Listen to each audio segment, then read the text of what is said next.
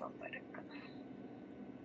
Hoy día cerramos con nuestra quinta unidad, con el último tema que veíamos era protección de datos personales. Y mañana, que es nuestra última clase de recuperación de los sábados, ya entramos a la sexta unidad. Ya estamos terminando. Ya habíamos indicado de que para esta quinta unidad no vamos a hacer avances. Tunjar. Sí te registré, ¿verdad? Que ya te tengo, listo, registrado. Ya, dijimos que no íbamos a presentar avances del trabajo, ¿no? No hay mucho que indicar con respecto a aportes para su trabajo respecto a la quinta unidad. Es bastante información, temas para conocimiento general, ¿no? Más que para aplicación, salvo que ya se decidan a llevar un curso más especializado de seguridad de la información. Y de una vez pongámonos de acuerdo, ¿les parece si el lunes abrimos el formulario para que puedan dar examen? ¿Les parece? Para la quinta unidad. Para esta quinta unidad, que es seguridad de la información, va a ser este cuestionario de Google, va a ser objetivo y, bueno, no tan objetivo, de repente una pregunta abierta, ¿no? Pero va a ser formulario y al igual que la vez anterior que dimos examen de formulario, les voy a preparar el resumen de la quinta unidad y de ese resumen yo voy a sacar las preguntas para su examen. Entonces, ¿les parece bien si cerramos el día lunes con la quinta unidad?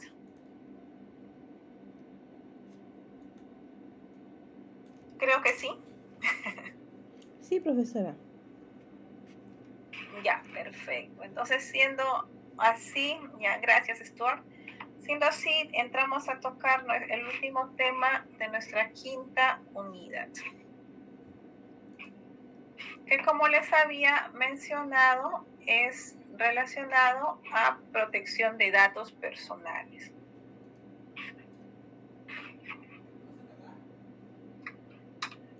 Ok, en el Perú hay una normativa específica que rige para la protección de los datos personales, ¿no? Desde la misma constitución política hasta una ley específica que tiene su reglamento, ¿no?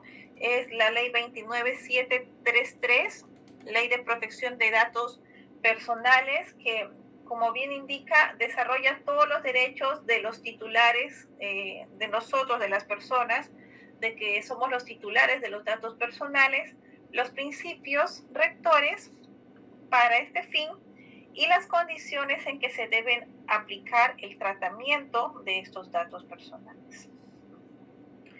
Esta ley tiene su reglamento, data del año 2013, con varias modificatorias al día de hoy, ¿no? Ahora, pero la pregunta es, para poder proteger los datos personales, ¿qué son los datos personales? ¿No? Y lo que esta norma nos indica es que los datos personales son toda información relativa a una persona natural específicamente, que la identifica o que la puede hacer identificable a través de distintos medios, ¿no? Que pueden ser razonablemente utilizados. Entre los datos personales están nombres, apellidos, la imagen, mi fotografía, mi voz, un video, documentos de identidad, ¿no? Si soy peruana, mi DNI, ¿no? Si soy extranjero, otros documentos de identidad, pasaporte, carnet de extranjería, mi firma, incluido mi visto bueno, lógicamente mi domicilio, mi correo electrónico, huellas dactilares u otro tipo de huellas biométricas, ¿no? Y toda aquella información referida a mi persona a través de la cual pueden identificarme. Y acá hay una diferencia en relación a los datos sensibles, o tal vez son los mismos, ¿no? Específicamente esta norma no nos indica que es lo mismo. Por su parte, los datos sensibles nos dicen que es toda aquella información que está estrechamente vinculada con mi intimidad personal, ¿no? Lógicamente que algunos datos personales pueden llegar a ser sensibles, como por ejemplo los datos personales referidos a la biometría, huella dactilar, por ejemplo, es considerado un dato sensible. Otro dato sensible, el origen racial, el origen étnico, mis ingresos económicos, mis opiniones o convicciones políticas, religiosas, filosóficas, morales, inclusive mi afiliación sindical y toda aquella información relacionada con mi estado de salud y mi orientación sexual. Esos son los datos que la ley indica que se consideran como sensibles y que solamente pueden ser utilizados por terceros previo consentimiento.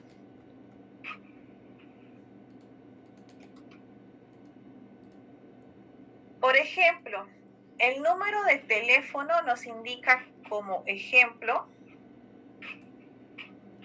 puede ser considerado un dato personal, aunque ese número de teléfono no esté registrado a mi nombre.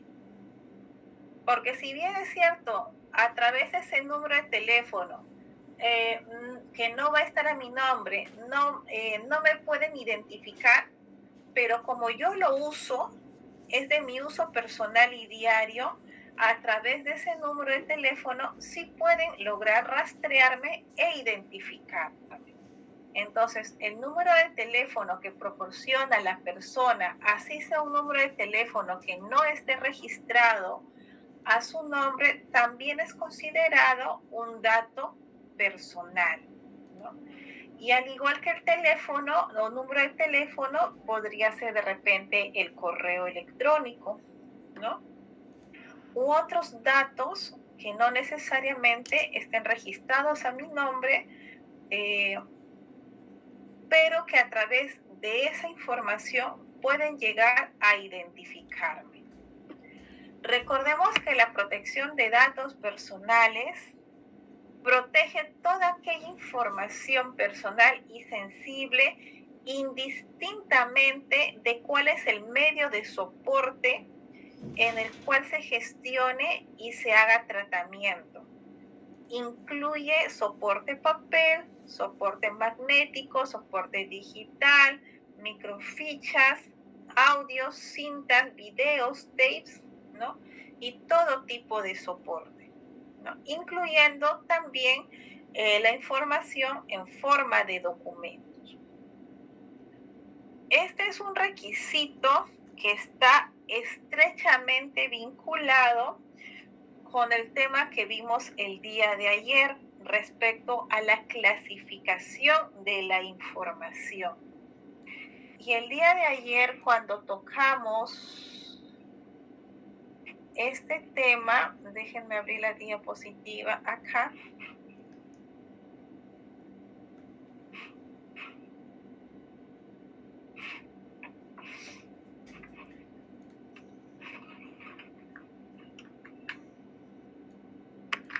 A ver, acá está.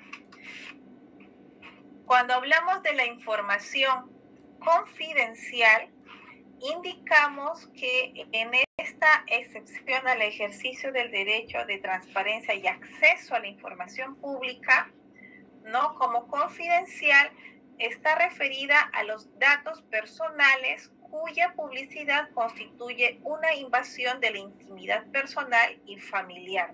Y también precisa aquella relacionada a la salud se considera comprometida dentro de la intimidad personal. Entonces, respecto a este artículo 17, la Ley de Protección de Datos Personales mucho más específica y amplia, ¿no? Para determinar incluso datos personales y la diferenciación con los datos sensibles. Esta ley en particular, ¿qué principios rectores tiene? ¿No? Hay normas internacionales sobre las que se basa esta ley en particular, que tiene muchos otros principios, pero básicamente acá en el Perú la 29733 recoge estos 8, ¿no? Lógicamente que los datos tienen que ser recopilados con fines legales y a través de medios autorizados, ¿no? Por ejemplo, estos aplicativos que se han masificado para solicitar préstamos, ¿no? Micropréstamos que a las finales se terminan extorsionando, lógicamente estaría incumpliendo este requisito. Consentimiento o autorización.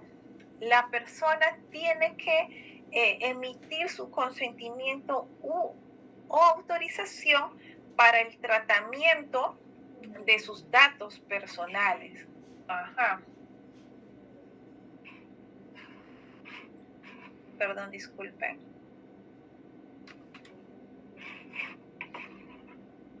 Se me rayó esto.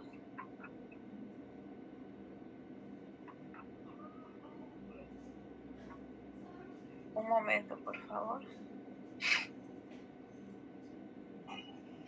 Ok. El principio de finalidad. ¿Qué significa esto? Que la finalidad para la cual es recopilada esta información de datos personales y datos sensibles, lógicamente tiene que ser explícita y lícita, ¿no?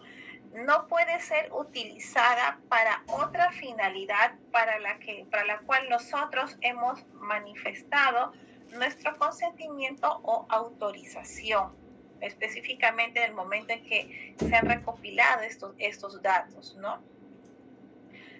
La norma habla de ciertas excepciones, como por ejemplo estudios históricos, estadísticos o científicos, ¿no? Pero ahí también hay una particularidad, que si bien es cierto, no necesita mi consentimiento o autorización para que mi información sea tratada con fines de estudios históricos, estadísticos o científicos, la entidad, la empresa, la organización que haga estos estudios debe aplicar procedimientos de disociación o anonimización. No sé si de repente en otros cursos han tocado el tema de anonimización. ¿Lo han visto? Sí, profesora. Ya, perfecto. Entonces ya sabemos a qué se refiere, ¿no?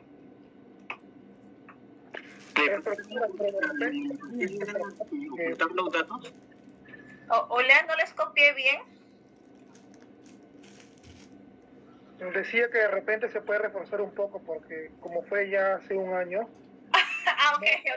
no se desarrolló a profundidad tampoco y los compañeros no sé si se recordarán. Tienes razón.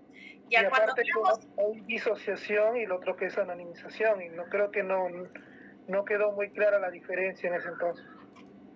Porque uno es reversible y el otro es irreversible, ¿verdad? Sí, algo por el estilo, sí, exacto. Acá lo vamos a poner, ¿no? Entonces, cuando hablamos de anonimización, se refiere al procedimiento, viene del término de anónimo, ¿no? Es aquel procedimiento que busca que el tratamiento de los datos personales impida que pueda identificarse, así lo vamos a poner, al titular, o a la persona, ¿no? O persona titular. Como acabas de mencionar, en lo que es anonimización, definitivamente el método es irreversible. Esto es con respecto a anonimización. Por su parte, cuando hablamos de disociación,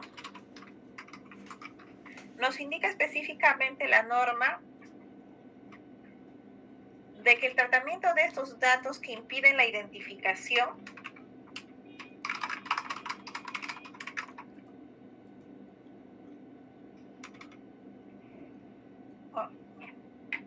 no está funcionando. Un momento, no sé qué le pasa a mi mouse.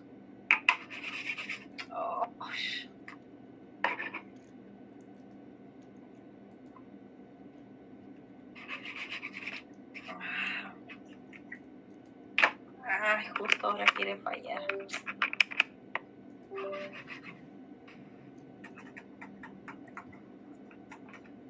Ya, bueno, vamos a recurrir a otros métodos. Perdón, disculpen un momento. Ya, ahora sí.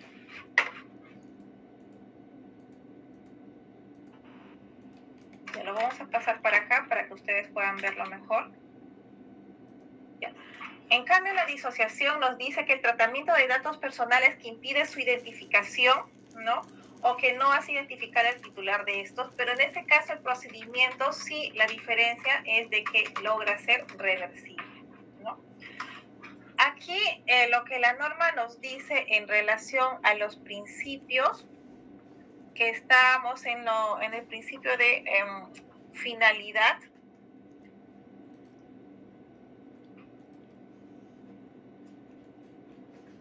Si bien es cierto, hay una excepción para lo que es la finalidad, es decir, de que mi información pueda ser utilizada con fines de estudios históricos, estadísticos o científicos, pero requiere de ciertos la aplicación del procedimiento de disociación o anonimización con el fin de proteger mis datos personales, porque no es que están estudiando directamente mis datos personales, sino que paso a ser parte de un gran banco de información, y los estudios que van a realizar es con respecto a un análisis estadístico general, ¿no?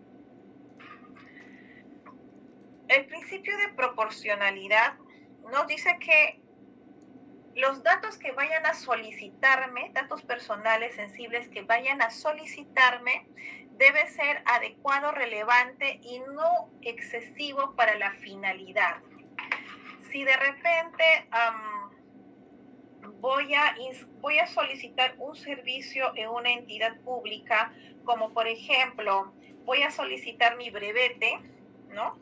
Para manejar auto, sería de repente irrelevante que la entidad termine recopilando datos sensibles relacionados a mi orientación sexual, ¿no?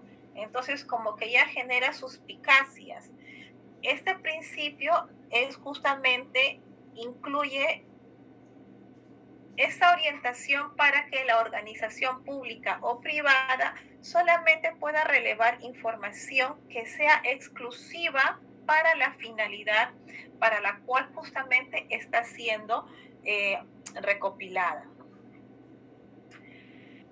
El principio de calidad. Lógicamente que los datos deben ser veraces y exactos, y aquí entra también lo relacionado a la calidad del dato.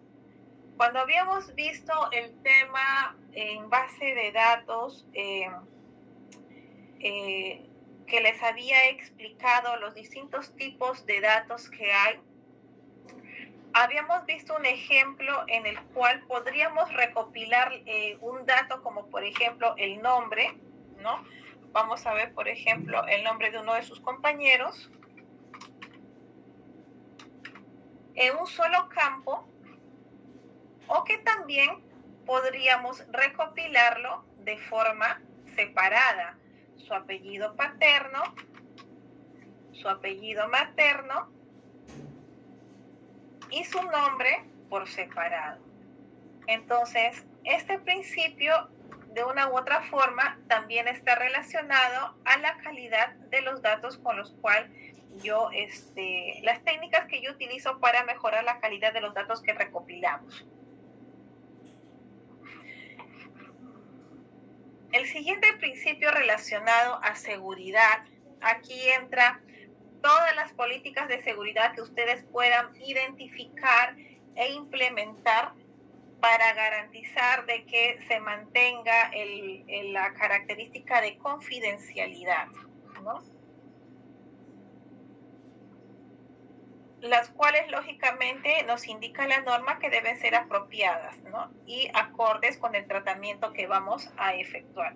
Dentro de esos tratamientos están los que acabamos de mencionar, que podría ser el de anonimización o el de disociación. La disposición de recursos significa que el titular de los datos personales se debe poner a su disposición el procedimiento necesario para que este titular pueda reclamar y hacer valer sus derechos, como por ejemplo solicitar la actualización de sus datos o de repente revocar el consentimiento de que se haga uso de sus datos. Y finalmente tenemos un nivel de protección adecuado. Aquí está enfocado básicamente al flujo transfronterizo de datos personales, ¿no? El cual nos indica que debe tener un nivel suficiente y equivalente el país hacia el cual vayamos a transferir nuestra información. Debe también tener reglas o normas similares o mejores a las nuestras para el tratamiento de esa información. Eso es con respecto a país. Y que la organización o la empresa de la cual, si es extranjera, también sus principios y políticas estén no cumpliendo nuestras leyes principalmente, ¿no? Pero que sí tenga procedimientos equivalentes a los que son establecidos en nuestra legislación. Básicamente esos son los 8 principios rectores que nos habla la Ley de Protección de Datos Personales. Lo que siempre hay que tener en cuenta es de que los datos personales solo pueden ser objeto de tratamiento siempre y cuando haya un previo consentimiento del titular que tiene que ser informado, expreso e inequívoco. ¿A qué se refiere con previo, informado, expreso e inequívoco? Las características del consentimiento tiene que ser previo porque tiene que ser pedido con anterioridad a la recopilación de datos. No puedes recopilar datos sin que no he dado yo mi consentimiento. Tiene que ser libre y voluntario. Expreso e inequívoco porque debe ser manifestado en condiciones que no admitan duda alguna de su otorgamiento. Y cuando hablamos de medidas que no admitan dudas, no solamente estamos hablando de que mi consentimiento va a ser escrito, ya sea un documento en papel o electrónico, con firma electrónica o firma digital, o que sea verbal a través de un audio o video, sino que esta característica de consentimiento también incluye el clic. Cuando ustedes descargan, por ejemplo, en su celular algún aplicativo y lo van a utilizar por primera vez, el aplicativo les pide autorización para acceder a su galería de imágenes y en algunos casos les pide autorización para acceder a su buzón de contactos, ¿no? A veces ni siquiera nos tomamos el tiempo de leer esas preguntas y de forma mecánica le terminamos diciendo clic aceptar. Ese clic que nosotros hemos efectuado, así no hayamos leído la pregunta, es considerado como un consentimiento libre, previo, voluntario, expreso e inequívoco, e incluso debidamente informado, ¿no? Entonces, ese tipo de aplicaciones que nosotros aceptamos, especialmente cuando solicitan nuestros consentimientos, cumple con las características que indica esta ley. Lógicamente, siempre y cuando ese consentimiento para ese aplicativo y para la finalidad que cumple ese aplicativo esté enmarcado dentro de los principios rectores de protección de datos personales. Por ejemplo, si se descargan esos aplicativos que dan préstamos no controlados por la SBS y que te terminan extorsionando y una serie de cosas. Cuando instalamos esos aplicativos en el celular, nos piden autorización para acceder a nuestra galería de fotos y nos pide autorización para acceder a nuestra lista de contactos, ¿no? Pero ese requisito, por más que sea un consentimiento expreso, inequívoco, libre, previo, informado, no estaría cumpliendo con los principios de las rectores de la Ley de Protección de Datos Personales, como lo es la legalidad, la finalidad, la proporcionalidad, ¿no? Entre otros. Los datos personales solo pueden ser objeto de tratamiento previo de su titular, el cual debe ser, repito, informado, expreso e inequívoco. Pero esto que les acabo de comentar es lo que en el Perú establece nuestra normativa nacional, la Ley 29733, el Decreto Supremo 03 del 2013 del Ministerio de Justicia, que es su reglamento que rige tanto por el sector público como el privado. No es exclusiva de las entidades de la administración pública, sino de toda entidad pública y privada que haga tratamiento de datos personales. Adicionalmente, existen normas técnicas relacionadas a la protección de información personal, como por ejemplo la ISO 27701. Si se dan cuenta, empieza con 27, forma parte de la familia de normas ISO 27000.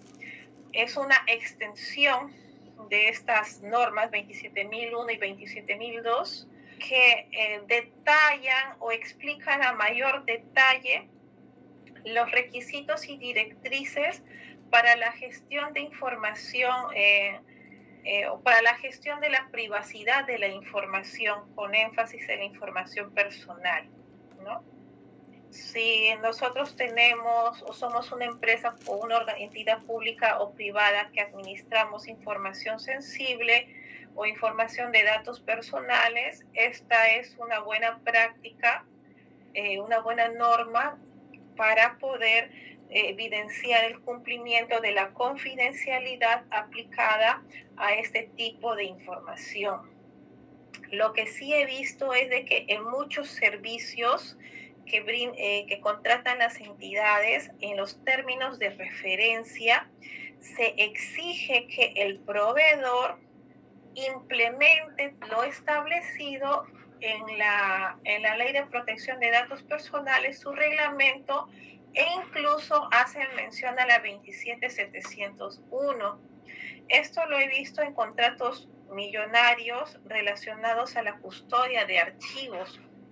Entonces, ustedes que están bastante involucrados en los archivos, en la custodia de archivos físicos del archivo central, ¿no?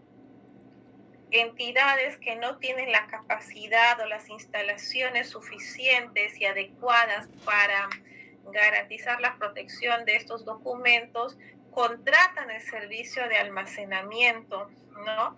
Que incluso a veces incluye otros servicios adicionales como la digitalización, la manipulación, los servicios archivísticos. Estos términos de referencia, una muy buena práctica, se las recomiendo si es que llegan ustedes a revisar o participar de la elaboración de un término de referencia para este tipo de servicios, incluyan en estos términos de referencia que la empresa proveedora implemente la Ley de Protección de Datos Personales y su reglamento.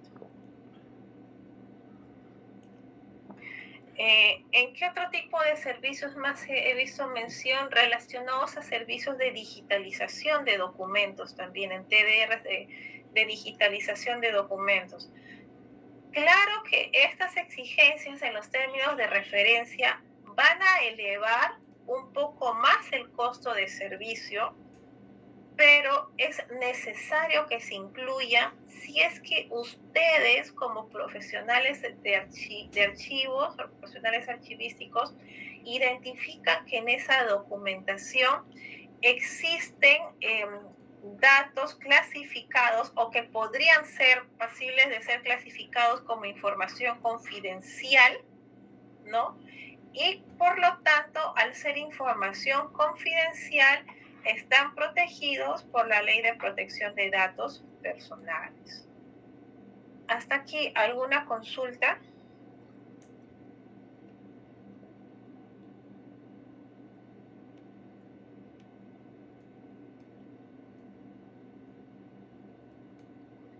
Ya, ok,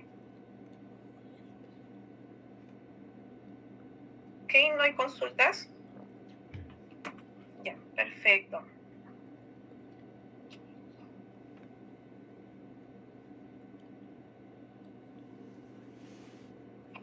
Víctor, dígame. Sí, sobre los datos personales. Ahora, pues, a raíz de una jurisprudencia, pues, puede ser utilizado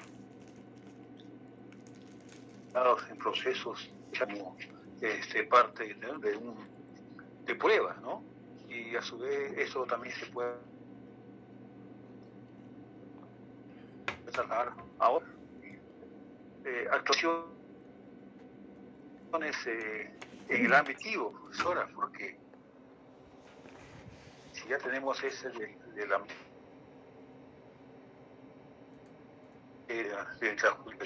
entonces lo demás tenemos que acatar como pruebas fehacientes de esta comunicación a través de WhatsApp, profesora. No entendí tu punto, disculpa.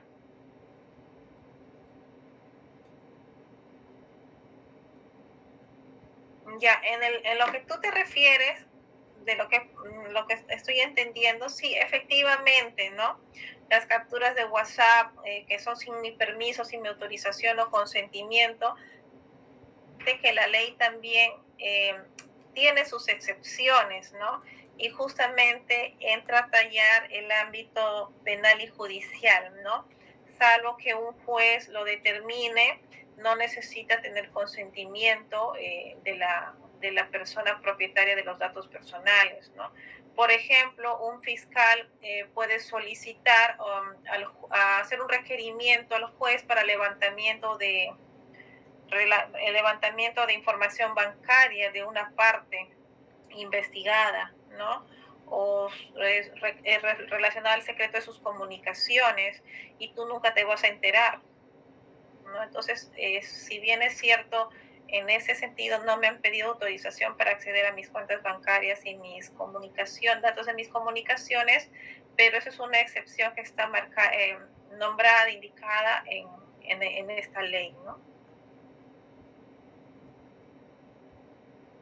Ya, ok, entonces con esto cerramos lo que es el capítulo 5 de seguridad de la información, y el día de mañana ya estamos entrando con la 6ª unidad, donde vamos a ver esta primera parte del ciclo de vida de software. Solamente va a ser para conocimiento general.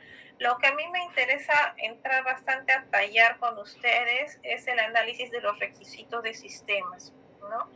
Ahí sí, y diseño de prototipos, para que ustedes tengan una referencia. El primer tema, que es proceso de ciclo de vida del software y prototipos, lo vamos a ver de forma general e informativa, pero donde voy a tratar de hacer un taller es aquí, o más explicativo con ejemplos, es en análisis de los requisitos del sistema. Entonces, para ya cerrar nuestra 5ª unidad, el día lunes estamos tomando el examen, ¿ok? Para mañana les voy a preparar el resumen de la 5ª unidad, como lo hemos estado haciendo las veces anteriores, y de este resumen es de donde voy a sacar las preguntas. Muy bien, jóvenes, ya es viernes, están agotados. Profesora, disculpe, ¿podría quedarse un ratito después de que se retiren mis compañeros? Quisiera consultarle. Claro que sí, acá me quedo. Es solamente para cerrar los que faltaban la asistencia. Dana Arias, Córdoba Cabello. Listo, te tengo acá registrado. Miguel, gracias. Paredes de la Cruz, Tirado Zavala y Suni Chávez. Ya, listo, eso sería todo. Muy Profesora, estoy tirado se va la presente, disculpe. Ya, listo. Te tengo registrada, Kiara. Sana Suni, Paredes. Profesora, disculpe. Sí, te escucho. Disculpe, profesora, el día lunes, ¿a qué hora se hace el examen? En el horario que tenemos la recuperación. ¿O cómo prefieren? ¿Quieren que lo deje abierto? En el último horario. Profesora, ¿y si lo deja abierto? Porque es No muy hago largo, ningún problema. Lo acordamos mañana. Mejor el martes, profesora. Ya, nos ponemos de acuerdo mañana, ¿está bien? Ok, profesora, muchas gracias. Gracias. Ok, Mañana profesora. descansa. Buenas noches. Acá me quedo. Gracias, profesora.